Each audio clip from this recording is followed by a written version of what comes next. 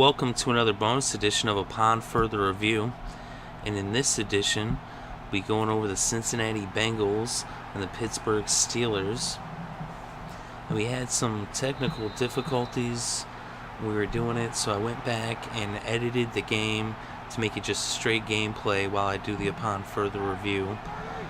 So enjoy this slightly different version. We updated a few weeks ago where we're now bringing you Madden gameplay of the game while we do the Upon Further Review show. And like I said, this one's Pittsburgh versus Cincinnati in this AFC North rivalry game. And we're just going to show you the straight highlights from the football game that we did, and I'll do the show, go over the stats and everything. As I said, I was doing the commentary along with it, but for some reason it didn't record, so now I just chopped it up. It took out about half of the time, took 20 minutes off the video. So this will be a little bit of a quicker version, kind of more like the old versions. But as I said, this is Pittsburgh, Cincinnati. Heading into this game, the Steelers are 7-5, the Bengals are 8-3-1. You can catch this Week 14 AFC North rivalry matchup on December 7th at 1 p.m. Eastern Time, and that'll be aired on CBS. The Steelers are heading into this game. They started off in Week 1 hosting the Browns. The Browns almost beat them, but they got a late field goal. They won that game. They then went to Baltimore. They lost to the Ravens. They went to Carolina. They beat the Panthers. They hosted the Bucks. They lost by 3 points. Then they went to Jacksonville. They beat the Jags. Then in the rematch against the Browns, when they went to Cleveland, they lost by 3 touchdowns after beating them by 3 points in Pittsburgh. But then the Steelers went on a 3-game winning streak. At home, they beat the Texans, then they beat the Colts, and they beat the Ravens. And during that stretch, Roethlisberger, he had 2 games where he put up 6 touchdowns apiece.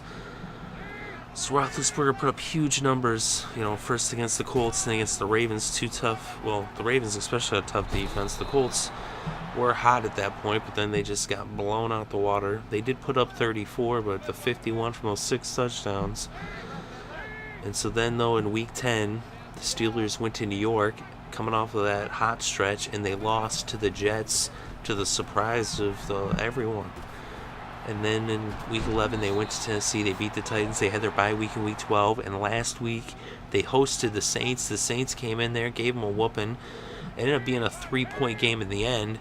But that was just because, in the end, in garbage time, the Steelers just started putting points on the board. They even, in the last play there, got a touchdown in the very last play, and then they got the 2-point conversion, which was kind of pointless, but it made it a 3-point game. Didn't really make much sense. But when you look at the Bengals started off the season red hot. They were 3-0 to start off the month of September. As they went to Baltimore, they beat the Ravens, and they hosted the Falcons and the Titans. Then they had their bye week, but then in Week 5, first week of October, they went to New England. They got their first loss. They were blown out by the Patriots.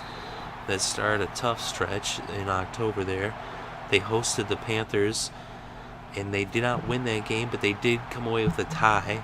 It went through overtime, and no team could win it. They tied there at home. And as I said, the Bengals, they didn't lose in the regular season in Cincinnati, but first that tie right there in Week 6. Then in Week 7, they went to the Indianapolis, and the Colts shut them out. But they bounced back in Week 8 as they beat Baltimore, this time in Cincinnati, and they swept the season series against the Ravens, so they have the tiebreaker over Baltimore if it were to come down to that. Currently, they are in first place in their division, the Bengals are. They then hosted the Jags. They beat the Jags. And then the Cleveland Browns came in. In the Battle of Ohio, the Browns came into Cincinnati, and they won by 21 points pretty decisively, and that's the first loss they've had since 2012, I believe, in Paul Brown Stadium. But after that, though, the Bengals went on a 3-game winning streak on the road, too. Very impressive, winning in New Orleans, then winning in Houston, and then winning in Tampa Bay. And now they host the Steelers here in Week 14. We see in this game already, we have that touchdown there. That first touchdown pass ended up going to Mohamed Sanu. And already we ended up getting them to punt the ball once again. So now we got it back. And after that punt return, we're ready to put some more points on the board. in this simulation. And I'm going to go over the numbers here, go over the stats for these two teams, and look at their passing games and rushing games, as well as their points for and against. Now we go inside the numbers, and we look at the passing proficiency of the Steelers. They are 4th in the NFL in passing yards per game, and the Bengals are 24th. The Steelers are 16th in passing defense in yards allowed through the air per game, and the Bengals are 14th. So the edge goes to Pittsburgh when it comes to the passing game. You know, Roethlisberger's been putting up huge numbers. Whether they win or lose, he seems to put up big numbers either way. The Bengals are struggling to get their air game going, to get the passing game, popping, but part of that is A.J. Green has had some injuries. Look right there, we got another touchdown. That one, Jeremy Hill on the ground in the simulation. We'll be going over the ground numbers here in a second. But yeah, so the Bengals kind of been struggling in their passing game, but now with Green healthy, they should do better. But the defenses of each team is pretty similar. Like I said, the edge is just that potent, high-octane passing attack of the Steelers. Ben Roethlisberger, Antonio Brown, and Martavius Bryant, and Heath Miller. Le'Veon Bell is pretty active in that passing game as well. He's their second leading receiver, actually. Heath Miller's their third. So they got plenty of other targets as well.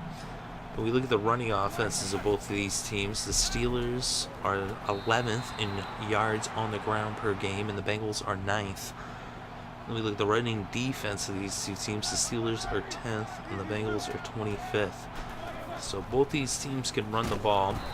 The Steelers had the two-headed, running game going, but then they got rid of LeGarrette Blount. They let him go. Patriots ended up picking him up, but they still got Le'Veon Bell, and Le'Veon Bell has been doing big things. He's been very successful throughout the season. And then we look at, the Bengals. Giovanni Bernard, he got injured, but Jeremy Hill came right in, and he's actually their leading rusher on the season. He's been putting up big numbers. So regardless of who's in the backfield, they got two capable backs with Giovanni Bernard and Jeremy Hill. And then we look at the running defense. Like I said, the Steelers top 10, but they got some issues though. Especially, we're gonna see how they're gonna do in this month. They're a little bit old on defense, and they're also kind of banged up. So we'll see if they can stay a top 10 run defense in the month of December. Bengals, though, they're struggling to stop the run, so the Steelers, and especially Le'Veon Bell, should have a big game on the ground for Pittsburgh, you would expect, in terms of, how the stats, hold out. So Pittsburgh actually has an advantage on the running game as well. When we look at the points for and against, the Steelers are 8th in points scored per game. The Bengals are 18th. In the points allowed, the Steelers are 21st, and the Bengals are 10th. So Steelers can put up lots of points, but they also allow a lot of points. Even when they put up lots of points, you see they're still letting up a lot of points, and even if they don't put up a lot of points, they let up a lot of points. The Bengals, on the other hand, they don't really score a lot, but they don't let up a lot of points. So I actually give the advantage to Cincinnati in this one. I think they have the slight edge when it comes to scoring. They have kind of a bend but don't break type of defense. They'll let up some yards, yeah, but they don't let you in the end zone. They'll hold you to a field goal. That's Cincinnati. So on paper, yes, the Pittsburgh Steelers have an advantage in 2 out of the 3 categories. They should put up big numbers. Fantasy-wise, go with some Steelers players. But when it comes to the scoreboard, though, when it comes to the W, I'm going with Cincinnati. And that's where they have the advantage. They said they'll let the Steelers get their yards, but they should keep them out of the end zone. And Cincinnati plays really tough at home. And in this month, I believe they're going to make a nice push. They're in first place. I think that they end up winning this division ultimately. So, going with the Bengals. The Cincinnati Bengals, I think they win this game. I think that their defense is going to start playing better. I think they play better at home anyway. Like I said, they don't let up a lot of points. I think their defense is actually underrated. they've had some issues. Vontae's perfect. He's out. That actually really hurts. But, the Steelers also have issues on their defense, too. Like, Kiesel's out. But, they're not really that deep at linebacker as they were in the past. But they still got some players. But like I said, they're getting a little bit older. They are wise in their old age, but they're just not as quick as they used to be. The Bengals, the type of team that they are, they're a running type of team. They're ground and pound, and that's what leads to success in the month of December. And if we actually look at the numbers in terms of passes versus rushes, the Bengals have passed the ball 381 times, whereas they've rushed the ball 360 times. So that's about as close to balanced as you can get. And when you have a balanced offense, even though you might not have big numbers to there, it will translate to wins because you'll have the ground game going, the time of possession, keep your defense off the field, keep their defense on the field, and get some points. And I think the Bengals, they can win this game. The big key is Andy Dalton. He's got to protect the ball and not, be turning it over as he is apt to do. I mean, he got, 13 interceptions on the season with his 13 touchdowns, so he's got to do something about that. He's got to protect the ball better. But I think with A.J. Green back in and being healthy now, and he's been back for a little bit, that should, help their passing game. We actually look at the numbers. A.J. Green has 886 yards receiving. Mohamed Sanu has 738, and they both have 5 touchdowns on the season. And Jermaine Grisham has 355 yards receiving. And Bernard and Hill both can catch the ball out of the backfield too. Bernard has 205 yards receiving, Hill 180. And rushing the ball, Hill has 683, and Bernard has 540. And Hill has 6 touchdowns rushing, Bernard has 5. And Andy Dalton on the season has 2,589 yards passing. Bad schemes coming down. It's almost over here. They're trying to get a late touchdown. Ferrari up 21-0. But here we go. Ben Roethlisberger. Oh, there he is. Touchdown. Got that one in. And that's Marcus Wheaton scored that touchdown. So they did get on the board. We didn't shut them out in the simulation. Go over the Steelers numbers real quick, though. Roethlisberger has been having a phenomenal season. He's got 3,705 yards passing, 26 touchdowns, and only 8 interceptions. Le'Veon Bell has 1,046 yards rushing and 3 touchdowns. He's also their second leading receiver with 643 yards receiving and 2 touchdowns through the air receiving. Antonio Brown, though, is their leading receiver with 1,258 yards receiving and 11 touchdowns. He's just blowing it up this year. And Heath Miller, he has 583 yards receiving. Marcus Wheaton, 503. Martavius Bryant, 344. And Martavius Bryant, when they get down in the red zone, he's actually the second target behind Antonio Brown. He's got 6 touchdowns. So he's actually Martavius Bryant has as many touchdowns receiving as Bell, Miller, and Wheaton combined, because they each have 2. So that's the numbers right there. Yeah, this game's winding down, coming to a close. They tried the onside kick to no avail. They tried to be funny there, but we ended up getting it. And right here, I mean, I could just, go in the victory formation, but I picked the play, so I just ran the ball. Boom, that's that.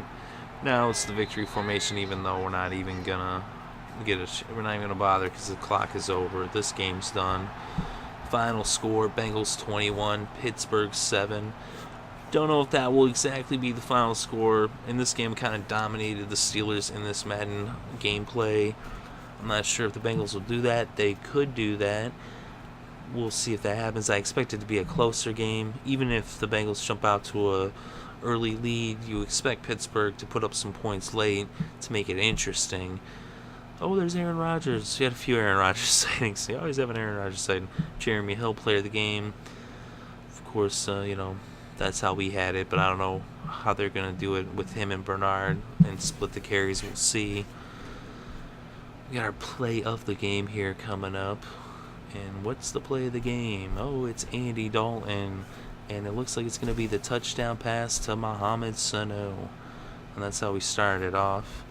And that's our play of the game. So thank you very much for watching. It's greatly appreciated. Let me know in the comment section below what you think. Do you think the Bengals will win? Do you think the Steelers win? Who do you think ultimately will win the AFC North? Will it be the Bengals? Will they hold on? Or will it be another team? Let me know in the comment section below. And if you enjoyed the video, go ahead and hit the like button. If you want more content like this, go ahead and subscribe. And let me know too, do you like this different version where it's edited and it's just straight gameplay and no picking of the game, and it's a little condensed version? Or let me know if you want to see the other version where it's longer. And let me know, we have a few different versions. We're testing things out of different ways of doing the show. We want to make it the best possible for you. Once again, thank you very much for watching. I hope you're having a good day and have a great weekend and enjoy all the sports.